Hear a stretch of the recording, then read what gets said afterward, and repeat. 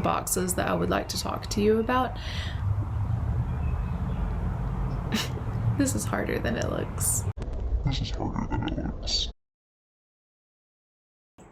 Good evening, it's Miss Chandler. As you know, I promised you guys some YouTube lessons, so here we go. I wanted to talk to you tonight about Americanah because you should have finished the book by now. I instructed you on digital lesson number 1 that you needed to finish those last 5 chapters that we did not complete before school was unexpectedly shut down in person because of coronavirus. So I have some pictures of the major works data sheet, some things I'd like to go over with you. Now, side note, I'm an English teacher. I am not a YouTuber. This will not be a professional production. If one of you would like to teach me how to produce my YouTube videos so that I can become YouTube famous, that can be your enrichment project. But since none of you are here right now, I am on my dimly lit patio, well, natural lighting. You're gonna hear birds in the background. You're going to hear traffic in the background. There was a tornado siren that went off down the street earlier this morning, so you might hear that too. I don't know, but it's gonna be a surprise. I need the fresh air though, and you need the education, so let's get started. Okay, on page 1 of the major works data sheet, one of the boxes that I would like to talk to you about has to do with the characteristics of the genre, because this is fiction.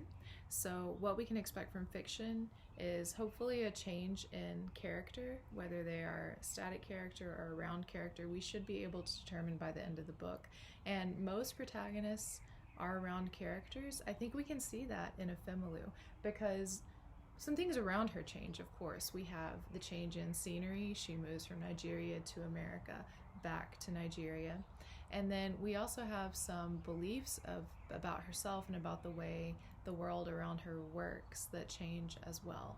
So I think that she, just evidenced by her mental health, I think that you can see that she has ups and downs in that mental health. I think that you can see that she has changed her mind about what she wants in a relationship. And I think that you can see she's changed her mind about what she wants in the world. Because when she starts her job at Zoe, she has a very different attitude toward herself and her agency, which is her ability to change her circumstances and to take power from those circumstances. She has a totally different attitude at Zoe than she did at her other job. She wrote for, I actually forget the name of the place she was at. She started to feel discontented and then she eventually quit and wrote a blog, but she worked there for a really long time feeling restless and bored before she allowed herself to quit to pursue what she really wanted to do, which ended up working out well for her. And then when she went to Nigeria, she had much the same reaction. She needed some stability. She needed a place to get her mooring. And so she applied for the job at Zoe. She got it easily because they were impressed by her sheen of Americanness. And then she found out quickly that she didn't like that job and she quit quickly after she realized that she did not like that job. And it was at that job that she had the idea for her blog, her second blog, that was set in Nigeria and talked all about Lagos. So those are some things that would make me as a teacher characterize Efemelu as a round character. Things about her personality change, not just things in the setting. Now, Obinze, on the other hand, we see him mostly as a static character until the very, very, very end of the book because things change in his life, but he doesn't necessarily bring that change onto himself. So he moves to England. As we know, he has a lot of trouble finding work. He has several different disgusting and demoralizing jobs. And then after a while, he is deported back to Nigeria. After he's in Nigeria, he somehow, although it's not quite revealed in the book how this happens, but he becomes a big man in Nigeria and rich and powerful. And that's one of the things that attracted his wife, Kosi, to him, was that power and his ability to give her the social status that she wanted and that she felt that she deserved. Now, why Kosi felt that she deserved that social status is another discussion that we will probably get into when we talk about the character list of the book. But I don't see Obenze's personality changing very much through the book. He tends to make the same kinds of decisions for the same reasons, and he wants the same things out of life until we get to the very end of the book. And I don't know if you guys were surprised by what happened at the very end of chapter 55 when he left his wife to come be with Efemelu, or if you saw that coming. I did not see it coming, especially because I had like 2 pages left to go and I was thinking, there's no way this is gonna happen. And then it happened. So Obenze did shock me in that moment. So I think his character trajectory is this, and then at the very end it changes. Whereas Efemelu's goes up and down like a roller coaster with lots of hills. Now, I'm not going to go over every box from the major work status sheet because that's your responsibility as the student. It's your responsibility as the student to try to decide, to decipher, to weed through the 550 pages of the book and decide what's actually really meaningful, like the crux of the issue. That's on you. So I'm not going to tell you the significant quotes from the book that I picked out, that I annotated. Actually, let me show you my annotations because they're beautiful. They're great annotations. 2, 3,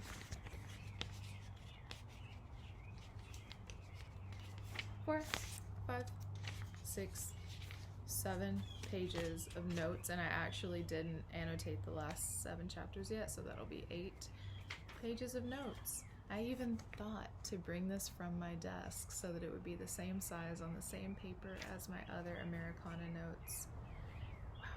We stan a woman with foresight. But anyway, I'm not going to go over all the parts of the major work status sheet because you need to come up with a memorable quotes. You need to come up with the plot on page 1. But some things I do want to talk about have to do with the characters. So we as a class, let me look at my notes. We had determined Efemelu, Obenze, Kosi, and Bucci, who we left blank for the time being, and then things did happen at the end of the book that you can put into that slot. We wrote down Auntie Uju, we wrote down Dike, we wrote down Janika, and we wrote down Kurt. Now, by the end of the book, there are a few more characters who I think we need to talk about. So I'm going to see in my editing process if I can do the cool thing YouTubers do where they're like, this person and this person, right here, right here, right here. But I don't know if that's going to happen or not. So what I'm going to do is press pause on the video.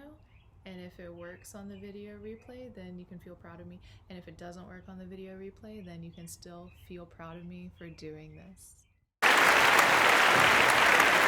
One person I don't believe we called out specifically in class because she hadn't had such a major impact on the plot yet is Ranyanudo, who is Efemelu's friend in Nigeria. She's the person who goes to pick her up from the airport, and she's the person who kind of serves a similar role to what Janika did in the States, except Ranyanudo is in Nigeria. So I think that there are some similarities between her personality and Efemelu's, but I also see some similarities between her personality and Kosi, for example. So that might be an interesting question to ask yourself as you're filling in the box for Ranyanudo. What is it about her that makes her a significant character? If she is so different from Efemelu in so many ways, then why does their friendship seem to really work? And what are they each getting out of that friendship? Now, if there ever were a significant scene in the book, the closing scene is incredibly significant because this is where Efemelu and Obenze's relationship, this is where we finally get to see what's going to happen to them. And so in the final words of the book, she welcomes Sealing into her life, into her home. And this is after he's divulged to her his plans for the future and what he sees as his role in Kosi and Bucci's life and what he sees as his role in her life. And she has the ability at that moment, she has the agency to shut him out of her life. She can shut the door, she can never speak to him again. She's already very good at ignoring his phone calls and his emails, but she chooses not to do that. And she says, Sealing, come in. And that's, of course, a reference to this time that they shared together when they were in high school and college. So take some time to reflect on the significance of that closing scene, and maybe even contrast it to what happened in the opening scene, the emotions and the way that Efemelu feels in her time in America and in her time in Nigeria, especially with regard to that first day in America when she was traveling to get her hair braided and ignoring Obinze's emails, and then the end of the book when she's back in her home culture, not necessarily feeling as if she's 100% part of that culture anymore, but she's welcoming back in a relationship that she established there. I have two more major things to talk about, and those are the themes and the symbols in the book. So we'll start with the symbols. I told you that there were three. We established that there is hair as a significant thing in the book. We established that food is significant in the book, and then we established books, all of which become even more relevant by the end. So what I'd like for you to do, after you've put in a string of page numbers where you can find interactions having to do with hair and interactions having to do with food and interactions having to do with books, is to try to determine what those symbols actually stand for, because that is the purpose of a symbol. In fact, let me Google the literary definition of a symbol for you. And it says, a symbol is a thing that represents or stands for something else, especially a material object representing something abstract. I could have told you that without the fancy definition or denotation, to use an AP Lang word. But the symbol of hair, that is a concrete thing. We can touch our hair. And it does represent something much bigger than hair. I think it represents self-acceptance, for one. So I want you to think about that. The times that Efemelu cut her hair in the book or received compliments on her hair in the book, what did that do for her agency as a person? And then food, again, it's something tangible. We can touch food. We're eating food, and we're incorporating that into our bodies. Now, we've talked at length about the times in the American hair salon where Efemelu eats the protein bar, that the African hair braiders are not very accepting of her culinary choice in that moment. And then when she gets back to Nigeria, she's very often going to get food with Obinze as a date. So I want you to think about what food might mean other than just sustenance. And then lastly, books, again, a tangible, concrete thing. What does it say about Efemelu that she, first of all, she uses books in her life. She has conversations about books in her life with many different people, often men who have different tastes in books than her. I want you to think about why the author would choose to use books as a tool to describe a dynamic within a relationship like that. Lastly, theme. Now, theme is big because one of the questions that I got, let me look back through the wording, when I sent out the remind message asking what you guys would like to see from this video, a student said, what are we supposed to get from this book? And they gave me some things that I think they probably got from it. Difference in characters, what it means to be an immigrant, cultural differences, relationship complexities, or all of the above. Now, the answer is mostly all of the above, but theme is actually an author's statement on what they want you to understand from the book that they have produced for you. So again, let me get back out my phone. At the beginning of the semester, we came up with five different themes. We said nationality was a big part. We said race was big in this book, which she's a race blogger. Of course, race is going to be a theme. We said class and culture were significant. We said distance is significant, not just literal difference, as in the space between Nigeria and America, but also figurative or emotional distance between characters. And then lastly, love. This is a love story because Efemelu and Obinze are dangerously in love, to borrow from a Beyonce song.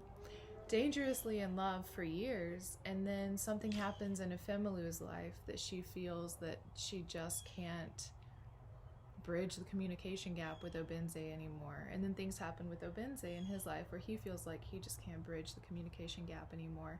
And so the timing just doesn't work out for them for a couple decades until she comes back into Nigeria. And even though the situation is not an easy one, he's married, he has a daughter, they figure out a way to make that work for them.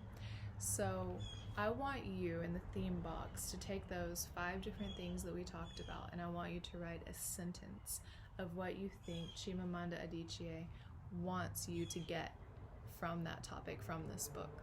What is she saying about love? What is she saying about distance? What is she saying about any of those other 3 things? So this is not probably going to be the last YouTube video that I do. We know because Governor Kemp has issued a proclamation that all schools are closed until the end of March, and that's a minimum. So nobody knows what the future is going to hold, but I can see that some of the things we talk about in AP Lang are complex enough that I'm not going to be able to just send out a remind message about it. And I don't want to be a teacher who just gives you work without an education to go with it. So this will likely not be my last YouTube video, but I would like for you to tell me if there's anything left that you want to talk about with regard to Americanah. I did not have an overwhelming response to the remind message, so I did my best with this video, and I hope that it did answer some stuff for you and clear up some things about the major work status sheet. That major work status sheet is going to be the most important thing that you can do to help yourself with regard to this future test on Americanah.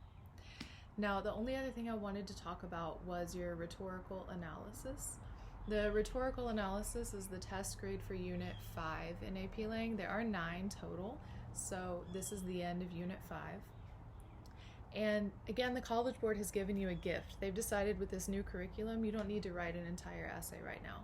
What they want you to do is to take a passage, and I've chosen a passage from Americanah, which will be linked on my agenda. I typed it out for you and everything. And then they want you to make a claim, and they want you to support that claim with evidence from the passage. And they also want you to embed commentary. Now, that's something that I talked about on my takeaways from the Unit 4 assessment. Students are not often giving commentary after they give me a quote. So let's say a claim about Americanah, let's just do a really simplistic one for example's sake, is that Efemelu loves Obenze. Okay, that's much too simple to be an actual test question or to be used on the rhetorical analysis essay, but let's pretend. So that's a claim. Now, I could pick lots of pages from this book to find a quote that Efemelu loved Obenze. So let me find one really quickly. I'm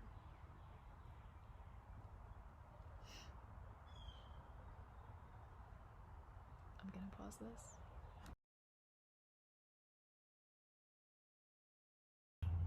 It's wonderful, but it's not heaven, she told Obenze. She could not wait until he too saw Manhattan. She imagined them both walking hand in hand, like the American couple she saw lingering at a shop window, pausing to read menus taped on restaurant doors, stopping at a food cart to buy cold bottles of iced tea.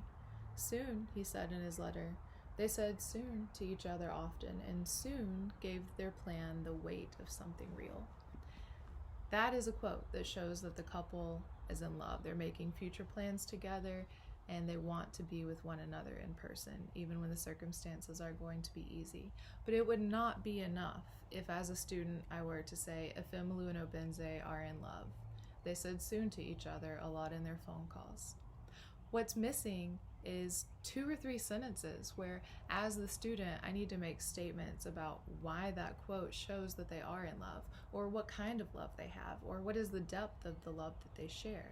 So I would say something like, Efemelu and Obenze are obviously in love, as evidenced by the fact that they can't wait to experience Manhattan together. I would drop in my quote with an integration from what I just read you, and then in the next few sentences, I would say that When you're in love with someone, you want to create a life with them. And although this is a life that Efemelu never imagined for herself when she was living in Nigeria, when she came to America, it all happened really, really suddenly. And I would say that Obinze wanted this life for himself, but he was not in a position to be able to reach out and grab that life. But as a couple, they created a plan for their lives together that included America and it included Manhattan, but above everything else, it included one another. And for the rest of the book, they're fighting to get toward that vision. And in the times when they're not even speaking to one another, when they're just deleting each other's emails and voicemails, that's because they're not in the place where they can make that happen until finally they are. That is the commentary part that is completely lacking from many students' essays. You're really good as a class. You're excellent at picking out quotes that show what you want them to show. But as a class, you could continue to work on that commentary piece. Don't assume that the quote is self-evident. You need to explain why you picked that quote. And it shouldn't start with, I picked this quote because. You should be able to contextualize it just like I did in that example for you, about the depth of their love and how they were trying to create a plan for one another in each other's lives. And that commentary should go on for longer than the quote. I'm not going to give you an exact number of sentences that it should always be, because that's foolish. But what I can say is, however long the quote you picked is, try to double that in your commentary, because the commentary is what we are looking for as people who are assessing your work as a student. I already know that Chimamanda Adichie is a gorgeous writer because she's famous. She's won, how many awards did we say on the major works? Like 16 awards. I know that her words have an impact, but it's not just up to you to be like, that word has an impact, but you have to explain why. That's where you come in as the student. You have to do the analysis. So I'm really looking forward to seeing your responses to the rhetorical analysis. I also did include an example.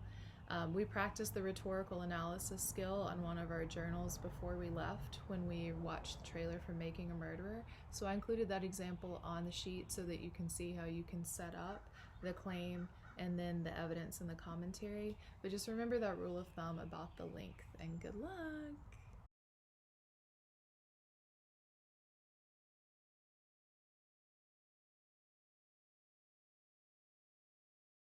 This was the face the hair braider made when she offered Chinese food and Efemelu was like, no, I have a protein bar. What? Got me out here looking like Efemelu in love. I can't believe my next features writer comes all the way from America. Man at the grocery store says, fat people shouldn't be eating that shit. Efemelu's like, what? Fat?